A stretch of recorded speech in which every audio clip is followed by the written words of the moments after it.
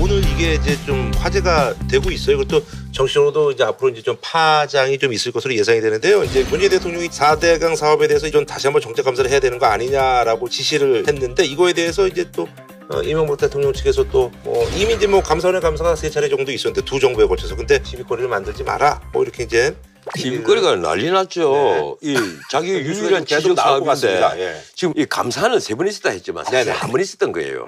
MB 정부 때 감사한 것은 감사가 아니지. 그걸 어떻게 감사라고 할 수가 근데 있겠어요. 어쨌든 예. 그래 이제 박근혜 정부 때 감사는 2차례 있었죠. 사실은 MB 정부의 4대강 사업을 비호하거나 하기 위한 감사는 아니었어요. 캐려고 이제 다 캐봤는데 그때 감사는 혹시 건설업자하고 유착 관계가 있느냐 없느냐 주로 그런 걸 중심으로 했단 말이에요. 네네. 이게 환경평가 이런 것을 중심으로 한 것이 아니라 이러니까 이제 주로 이제 비리 이런 거 해보려고요. 문재인 정부에서는 녹조 라떼라고 할 정도로 녹조가 이렇게 번지고 하는데 네.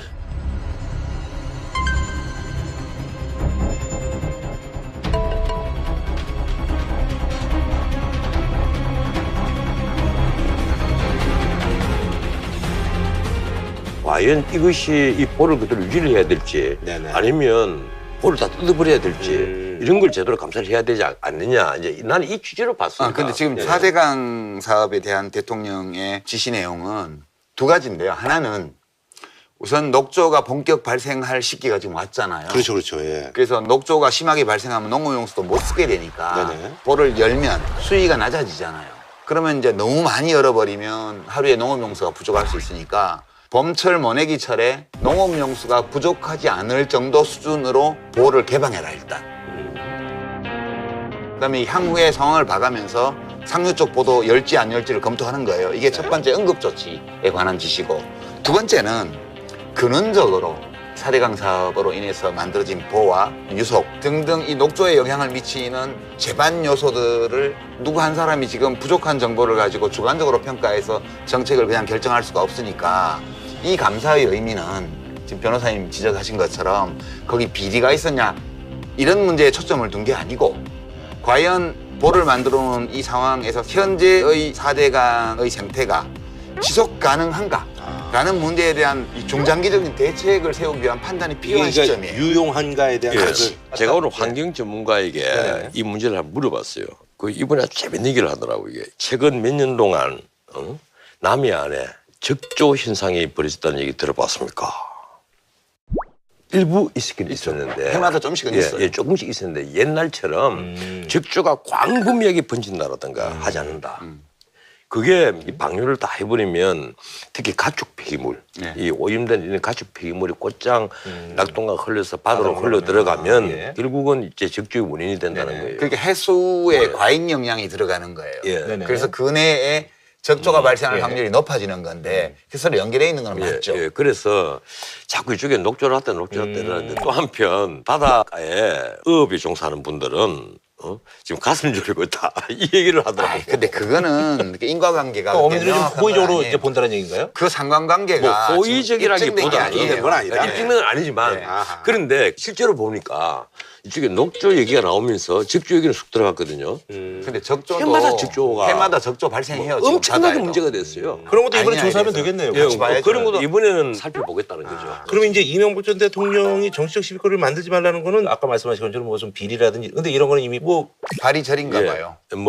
이제 나는 분명히 하고 싶은 게 4대강 사업의 처음에 의도는 난 참 좋았다고 봐요. 저는 의도도 나빴다고. 나는 4대강을 갖고 조금만 팔면 전부 다 그 온이거든요. 시커멓게. 지금 뻘이 강바닥에 엄청나게 쌓이고 있죠. 지금도 그 쌓이고 있는데 옛날에는 강물이 요만큼 흐르면 강비이 한 500m씩 됩니다. 조금만 파면 밑에 시커멓게 나와요. 이러니까 그걸 한번 걷어내는 대역사를 한번 펼치는 건 참 좋아하는데 나는 그 MB 정부 때 11m 보호 만드는 걸 반대를 했고 물을 가두는 것도 어느 정도로 가두는 건 좋은데 왜 11m씩 댐처럼 만드느냐 반대를 했고 또 하나는 1297km 자전거 도로 나 그 반대였어요. 그거 지금 다 중간중간 다 무너지고 제대로 없어요. 그게 이재호 전 의원 얘기처럼 서울서부터 부산까지 자전거 달릴 사람이 몇 사람이 있겠어요. 그러니까 당구들이 제일 멍청한 토목 사업이었다니까요. 이 농촌에 있는 사람들이 자전거 타고 갔다 왔다 하는 사람도 있겠지만 그 유지 보수비는 엄청나게 든단 말이에요. 근데 이 대목에서 취임 후 첫 번째 국정수행 지지도 조사가 나왔잖아요. 근데 그게 이제 잘하고 있다가 합쳐서 그러니까 아주 잘하고 있다 합쳐서 80%가 넘더라고요. 83%. 네. 굉장히 높네요.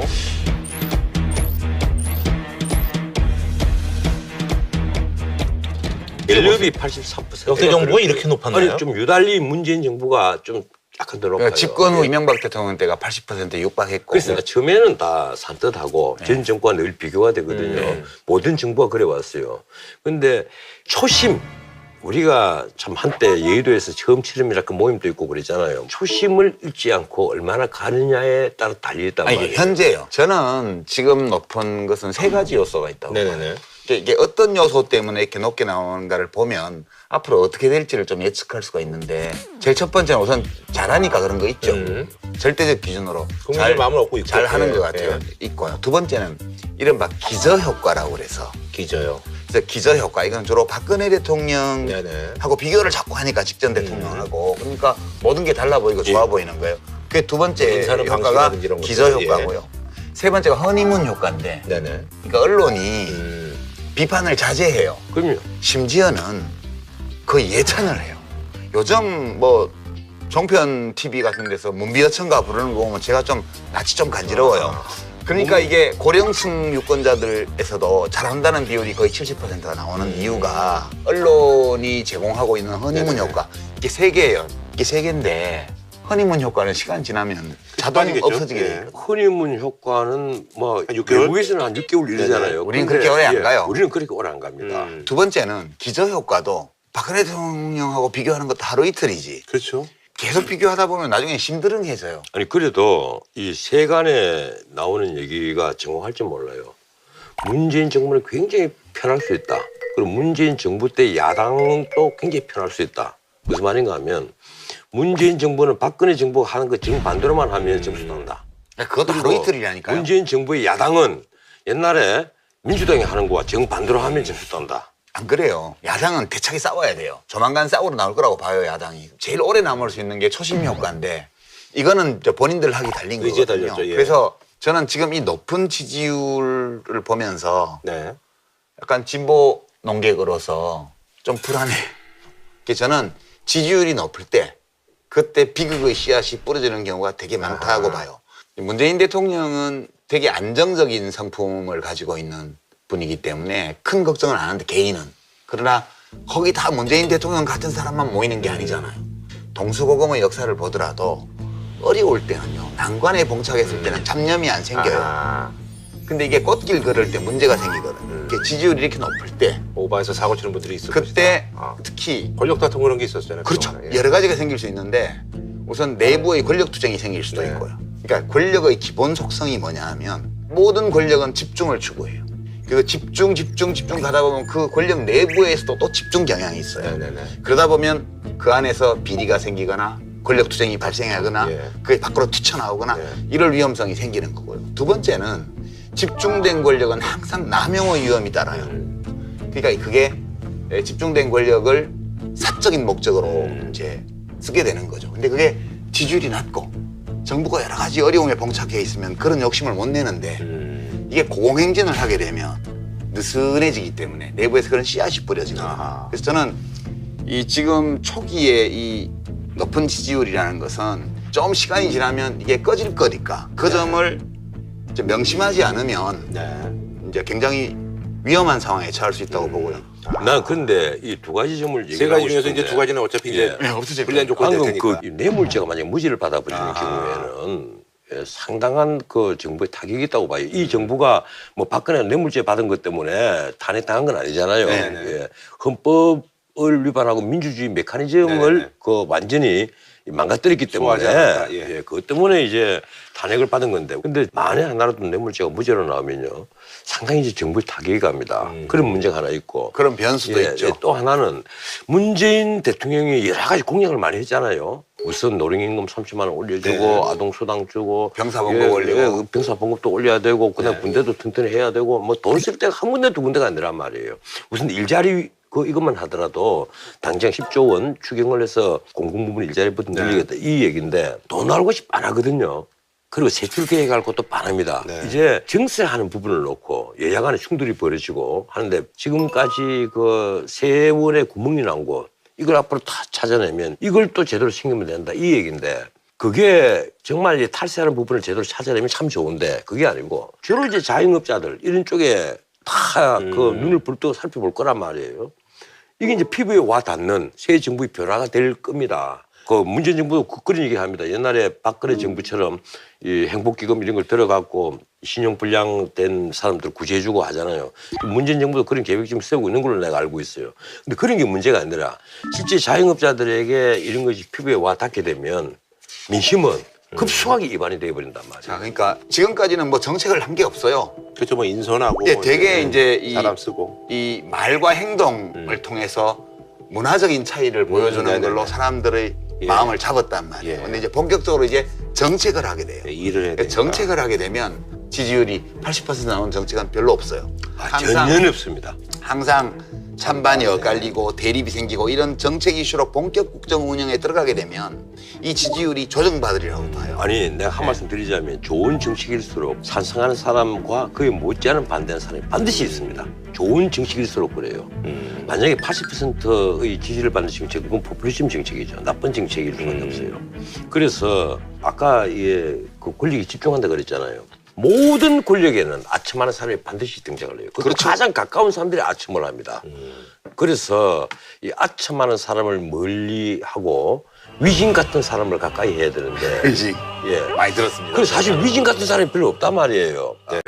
MB 정부 때 감사한 것은 감사가 아니지. 그걸 되게 감사라고 할 수가 뭐 있겠어요. 근데 어쨌든 예. 그래 이제 박근혜 정부 때 감사 두 차례 있었죠. 사실은 뭐 MB 정부의 4대강 사업을 비호하거나 하기 위한 감사는 아니었어요. 캐려고 이제 다 해봤는데 그때 감사는 혹시 건설업자하고 유착 관계가 있느냐 없느냐 주로 그런 걸 중심으로 했단 말이에요. 네네. 이게 환경 평가 이런 것을 중심으로 한 것이 아니라 이러니까 이제 주로 이제 비리 이런 거 해보려고요. 문재인 정부에서는 뭐 녹조 라떼라고 할 정도로 녹조가 이렇게 번지고 하는데 네네.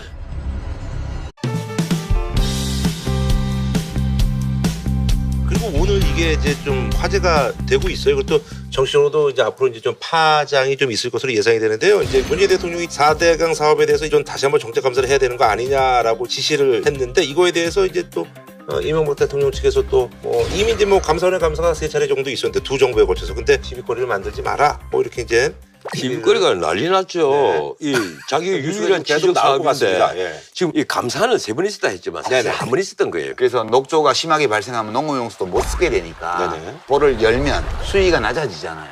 그러면 이제 너무 많이 열어버리면 하루에 농업용수가 부족할 수 있으니까 봄철 모내기철에 농업용수가 부족하지 않을 정도 수준으로 볼을 개방해라 일단. 그다음에 향후의 상황을 봐가면서 상류 쪽 보도 열지 안 열지를 검토하는 거예요. 이게 첫 번째 응급조치에 관한 지시고 두 번째는 근원적으로 4대강 사업으로 인해서 만들어진 보와 유속 등등 이 녹조의 영향을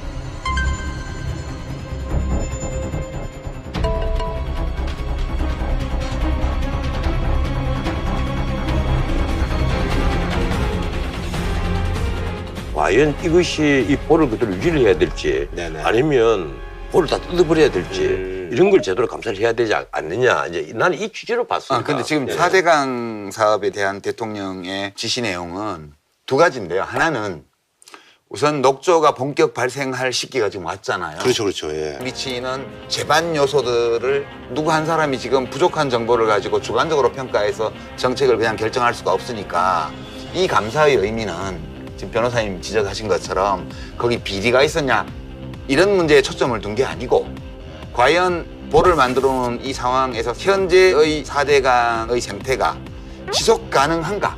라는 문제에 대한 이 중장기적인 대책을 세우기 위한 판단이 필요한 시점이에요. 유용한가에 대한 예. 것을 제가 오늘 환경 전문가에게 네네. 이 문제를 한번 물어봤어요.